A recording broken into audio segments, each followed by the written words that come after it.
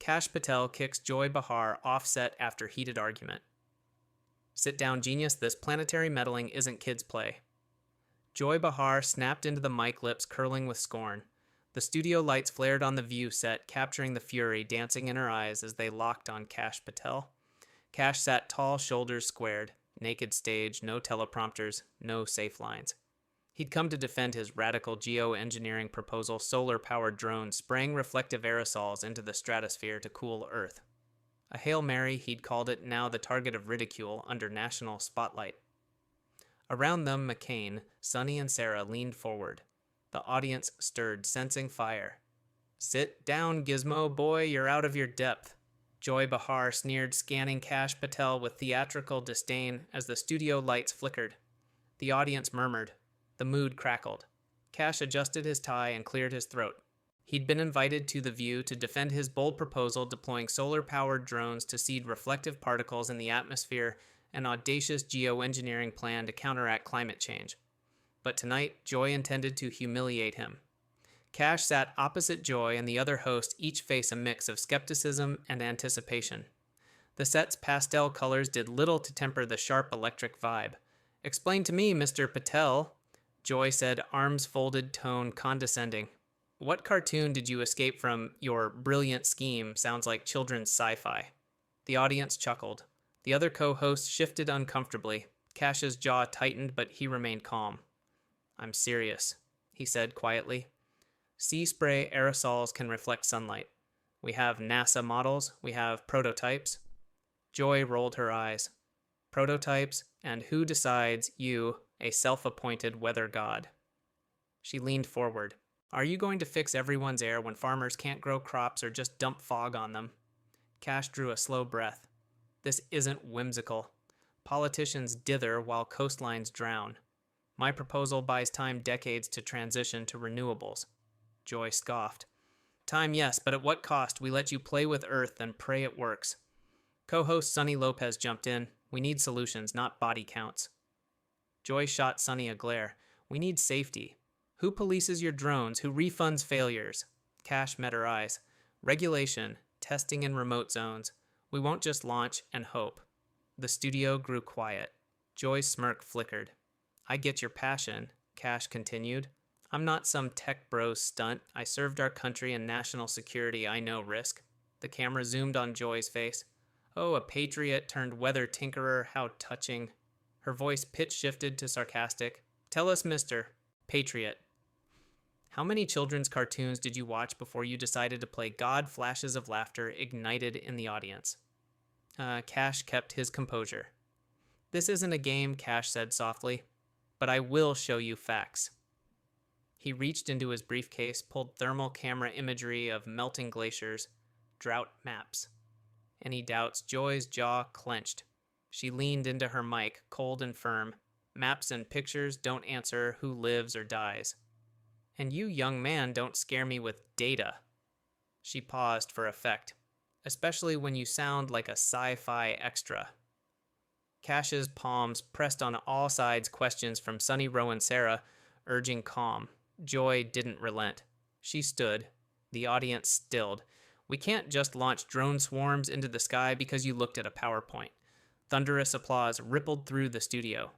Joy leaned back. "I'm asking who pays when your invention goes haywire, who sweeps up the dust Kash inhaled. We have liability insurance. We have backup teams. We have Joy cut him off. We have a planet. We have families. You have drones." Silence. Joy's tone sharpened, cutting Krypton cold. "Kash Patel, you have big ideas, but Earth isn't a sandbox." A camera flash passed over his expression, resolute, unyielding. Kash sat still under the harsh studio lights. Joy's words had landed hard, but he refused to yield. He spoke softly, deliberately. "I understand the fear. But imagine someone on a flooded coast tonight. We can't dither because we're scared of being bold. We build a plan. We control the variables. We start small with test skies. We don't unleash a storm." The other host leaned in. Sarah, thoughtful and tempered, nodded. Rowan glanced at Joy with subtle concern. Sonny adjusted papers, ready to interject if needed. Joy crossed her arms, eyes narrowed, waiting for him to stumble. But Kash had rehearsed this. He was ready. I'll bring you hard data, he continued. 3 pilot sites, independent monitoring. Liability bonds in place, satellite oversight. I've talked with scientists, farmers, maritime authorities. We're not blind. He paused. The audience leaned forward. The tension was thick, but hope shimmered under his words. Joy snorted. Liability bonds oversight. Sounds like we just passed around liability until someone else gets hurt. Who stands behind you? Who signs these checks? Cash's face tightened for a brief moment. This was the spotlight he'd anticipated. He squared his shoulders. Me. I do. Gasps rippled across the studio. Joy paused. For the first time, she seemed struck not by insult, but by the weight of his conviction. You, Joy, scoffed. You're not a billionaire. You're not a foundation. You're a young staffer with drone kits. What makes you think you can stand for an entire planet? Cash exhaled, steady and slow. I have experience in government. I understand risk management. I've built programs under fire. I've audited contracts. I know how to manage unknowns. He reached forward, pushing a folder across the table toward the hosts. It landed with a dull thud. A collective breath exhaled. Here he said, stakeholder letters from research universities, letters from coastal municipalities asking for alternatives, drone schematics, environmental impact assessments, independent peer reviews. The papers looked small under studio lights, but their significance was immense. Joy stared at them as though they were embers in her hand. What if your plan fails? She asked, voice eerily calm now. What if we blind someone's crop, pollute an ecosystem, or God forbid, trigger a weather disaster? Cash held her gaze. Then we stop. We compensate. We learn. We adapt. He looked over to Sarah. Would you stand behind this? Sarah hesitated, then leaned forward. We'd all like assurance our loved ones are protected, she said. Your plan gives us that more than any politician's empty promises. Joy glared. The audience murmured. This debate was no longer performances. It was fractures being mended in real time. Joy leaned forward too, her tone hardened venom resurfacing. You sound practiced, rehearsed, robot perfect. Are you telling me this is real? That you personally take responsibility for climate? Cash didn't flinch. The studio went silent. Yes, I do. He spoke without hesitation. He launched into a measured explanation of test parameters. Project Alpha deploying drones over coastal test zones of 100 square kilometers. Monitoring PM 2.5 levels, soil health precipitation patterns. Third-party environmental auditors in each region. Remote shutoffs for drones. Automatic recall protocols. Liability bond equal to several $1 million held in escrow. Each term was precise. Each promise firm. Joy frowned, but there was a flicker of respect in her gaze. Sunny pointed to the cameras. How soon can this begin? She asked. Cash tapped the folder. The paperwork's ready. Permits pending. If Congress approves funding, we launch within 8 months. The studio gasped. Rowan cleared her throat. 8 months. That's fast. He nodded. We can move fast because we've built this quietly. We have partnerships, we have designs, we have ready personnel. Joy looked away, biting her lip. This didn't fit her preconception of a naive drone tinkerer. He'd built something real. She shifted focus abruptly, her tone flinty again. What about unintended consequences, weather patterns shifting, farmers' yield suffering, rain evaporating in other places? And who polices across borders? She sounded like a prosecutor avoiding mitigation. Cash inhaled again. We have protocols with international partners. We share data, we calibrate, we adjust, we learn. This is not a solo act, it's a global experiment with oversight. Outside the studio, tweets surged, clips showed headlines, drone climate plan bold or reckless, young fixer dares Earth geo tweak. Joy's voice rose again. But who gave you permission? We didn't vote for this. Where's the democratic process? He met her glare head on. Meetings with congressional committees, environmental NGOs, public hearings planned. We follow democratic rule. We just won't let hearts and inertia hold us hostage while seas rise. The hosts exchanged glances.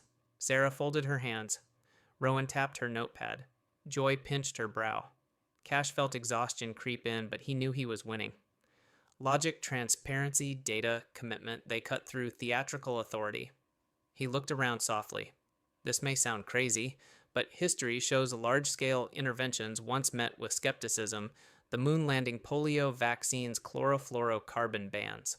We can't jump to the end without doing the middle. He leaned in. We're at that precipice. Silence. Joy let the silence linger. Then she exhaled. Okay, let's say all of that is true. All of your safeguards exist. Her voice was stark. We still can't know what happens when we reflect sunlight at scale. Nature's complicated, and humans aren't always rational. She paused. The studio lights felt brighter now. Kash nodded. Agreed. That's why this is a test. This is precisely how we learn small, measured, transparent. Joy shook her head slowly. Again, respect flickered. The audience murmured, contemplating. A moment later, Joy leaned back. Her tone softened. You're earnest, she admitted. I'll give you that. Kash exhaled. Joy continued. But earnest isn't enough. You get one pilot. One. And if it fails, you walk away. He nodded. One. I wouldn't ask for more. Joy turned to the camera. Let's see if big ideas can survive little mirrors. Applause filled the studio. Cheers rose, but a hush remained. The question hung heavy. Can ambition meet reality? The studio lights dimmed momentarily, only to rise again as Joy Behar adjusted her posture, signaling the shift to the next phase of interrogation.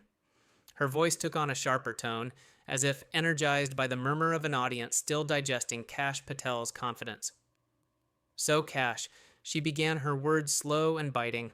What gives you the right to gamble with the skies? Since when did we elect you the air traffic controller of Earth's atmosphere? The audience responded with a blend of laughter and tension. Kash remained still, only offering a brief nod. I don't have the right. He answered. I have the responsibility. There's a difference. Joy cocked her head. Big word for a small man in a big chair. Kash's mouth twitched, but he didn't take the bait. We all have responsibilities when climate failure is staring us down. Some of us just choose to act on them. He reached into his notes again, pulling up a new chart. These are seasonal variance reports from NOAA.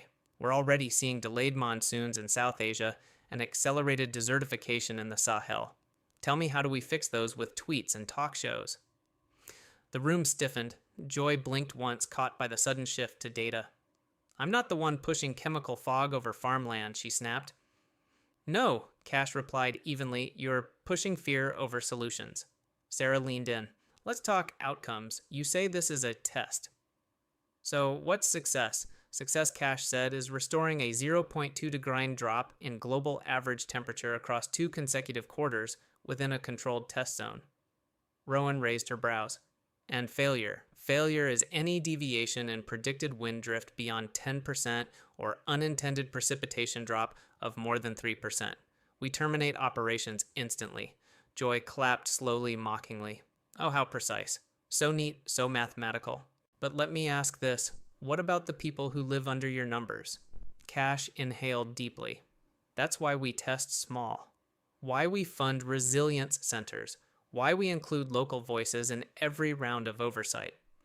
Local voices, Joy interrupted. You mean hand-picked policy wonks with 10-minute Zoom calls. Kash's eyes hardened. No, I mean the mayors of Port Arthur, the farmers in Kern County, tribal leaders from Alaska. You can't do this without trust. Sonny spoke for the first time in several minutes, but it's not trust you're fighting for, it's control. Isn't it? He didn't flinch. If I wanted control, I wouldn't be here explaining myself on live TV. I'd be hiding behind some corporate facade. This isn't about controlling nature. It's about not being controlled by it. There was a long silence. Joy tapped her pen. Still sounds like hubris to me. Caution isn't cowardice, he replied, his voice lowering. And action isn't arrogance. It's just necessary. He shifted gears. Let's talk costs, because I know that's next. The pilot project cost $127 million. It's funded through public-private partnerships. No taxpayer dollars unless it expands. We've already secured conditional buy-in from 3 state governments. Sarah blinked. Which states? California, Texas, and New York. Gasps rippled. Joy sat up straighter. Texas, she asked. They were hit hard this year. Drought, wildfires, their water systems are at risk. They're desperate. They listened. Joy looked at the audience, then back at him. You convinced Texas? I didn't convince anyone, he said. I showed them the math. Nature convinced them. The next segment shifted tone. Joy tried a different attack angle. You've always styled yourself a fixer, a behind-the-scenes guy, not a scientist, not an elected official. So what makes you believe you're qualified to lead? This Kash paused. I've worked in legal policy, national security, disaster response. I've negotiated cross-border humanitarian corridors. I know how to build multi-agency coalitions that don't fall apart under stress. It's not about science. It's about logistics and integrity. Joy leaned in. You sure it's not about legacy A beat? The air felt heavy. No, he said softly. It's about time. Sarah spoke again. How do you ensure transparency? All data is public, in real time. Audited by third parties. Oversight by a civilian panel, not a corporate one. Rowan looked to the camera. So, no profit motive. Kash shook his head. Any company involved signs a waiver ceding patent rights for public use. No one profits from this until it's safe. Joy leaned back. For once I believe you, she said. And that's what scares me. Kash didn't smile. That's what should scare you, he said, because if someone less ethical than me does it first, we lose the chance to do this right. A hush fell over the room. Then Joy, without her usual sarcasm, asked, What happens if you're wrong? Kash nodded slowly. Then I accept the consequences. But if we don't try, the consequences fall on everyone else. The lights dimmed slightly as producers signaled another commercial break. Joy didn't look away from him. The audience didn't clap. They just watched. Outside, social media was ablaze. Patel vs. The View was trending. So was Test the Sky. Some pundits called him brave, others reckless, but everyone was talking. Back on set, the final minutes ticked down. Kash stood about to gather his folder. Joy extended her hand, not in truce, but as challenge. You'll be back, she said. He nodded. I hope so. That means we're still trying. He walked off stage to muted applause, less theatrical, more contemplative. Behind him, Joy turned to the camera. You just saw something rare, she said. An untested plan, a risky proposal, and a man who actually owned it. She paused. I still think he's crazy, but at least he showed up. Then the screen faded to black. The commercial break ended, and the studio lights returned with renewed intensity. Joy Behar leaned forward once more, her eyes narrowed. Kash, let's talk worst-case scenario, she said. Let's say your geoengineering experiment triggers a superstorm or drought in some region. Who pays? Who cleans up your mess? A ripple of unease passed through the audience. Kash met her gaze steadily. Liability is baked in, he replied. We've set aside a fund of $50 million. Every partner is insured. Every government signs indemnification clauses. Joy's lips curled.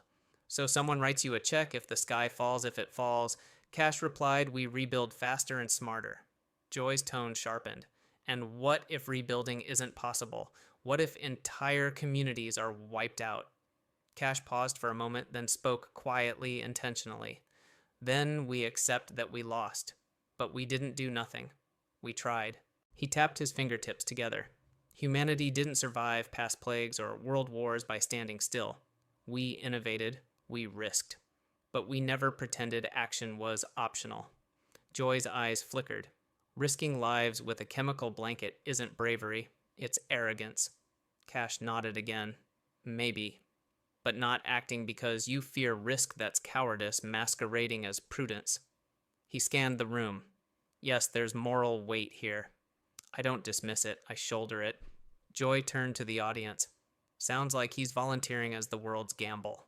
Kash spoke before she could settle the thought.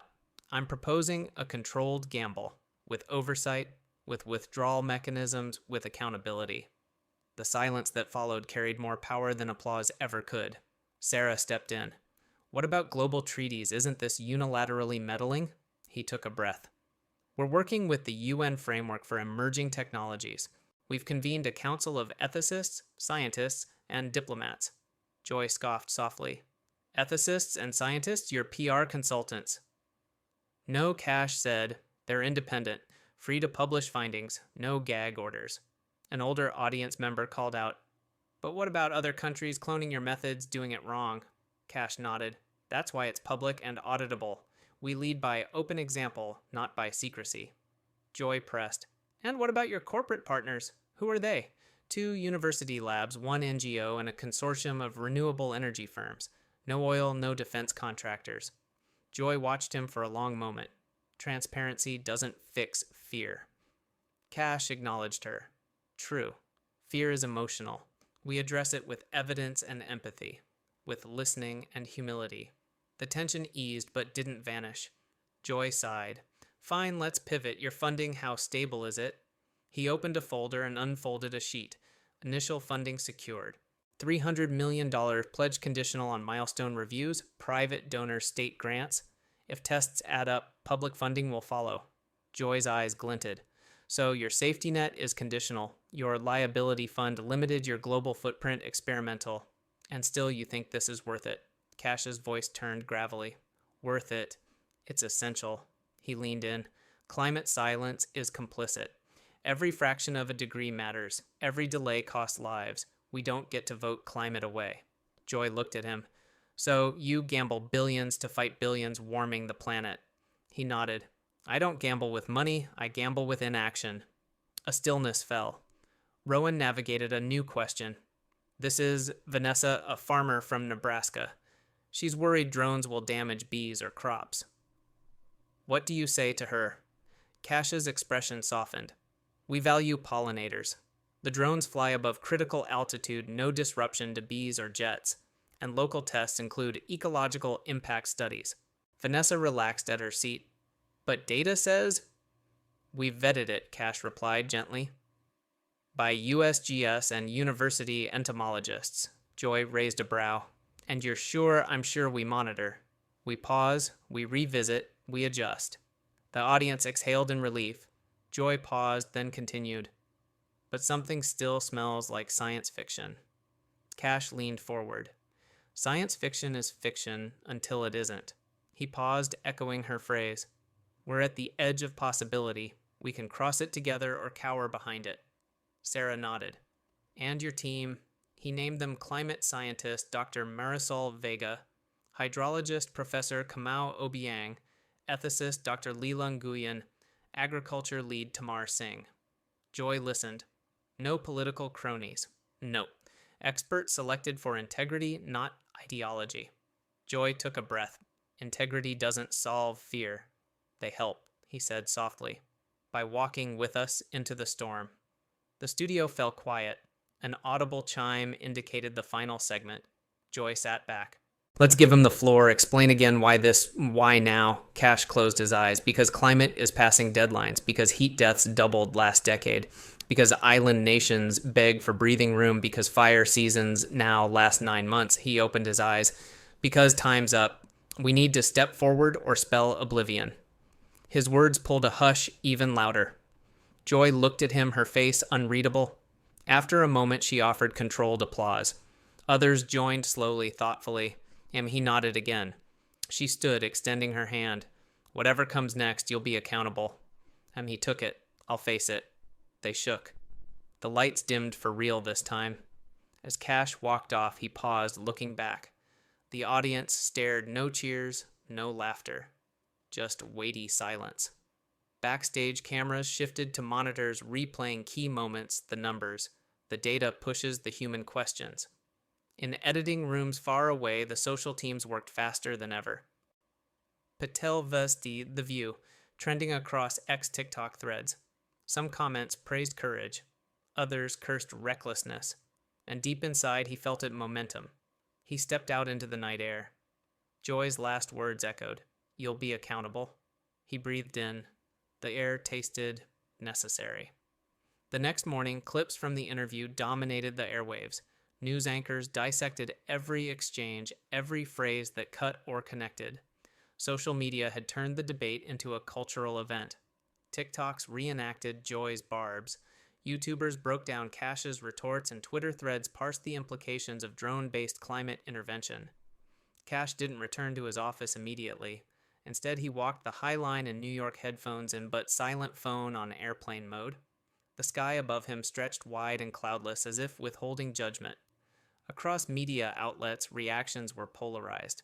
Progressive pundits accused him of tech elitism, arguing his tone was calm but condescending, offering logic when listeners needed empathy. Others, especially in conservative and libertarian circles, praised him for standing his ground and refusing to shrink beneath Joy's theatrics. The White House remained officially silent, but a press aide tweeted, "Every climate plan needs scrutiny. But courage is the first step." At The View, producers were stunned at the overnight viewership surge. Replays topped the platform's digital ratings. Joy met with her team eyes weary but wired. She rewatched the moment she snapped saw the line where her dominance began to fade. "He didn't win," she muttered. "He just didn't lose." Sarah replied no one wanted him to win, but he didn't flinch. "That's enough for people." Joy nodded grimly. People love confidence, especially when it's quiet. In California, a classroom teacher played clips for her 12th grade civics class. A student raised his hand. He doesn't sound like a politician, but she doesn't sound like a listener. In London, a climate panel debated Cash's Core Claim Act now or accept collapse.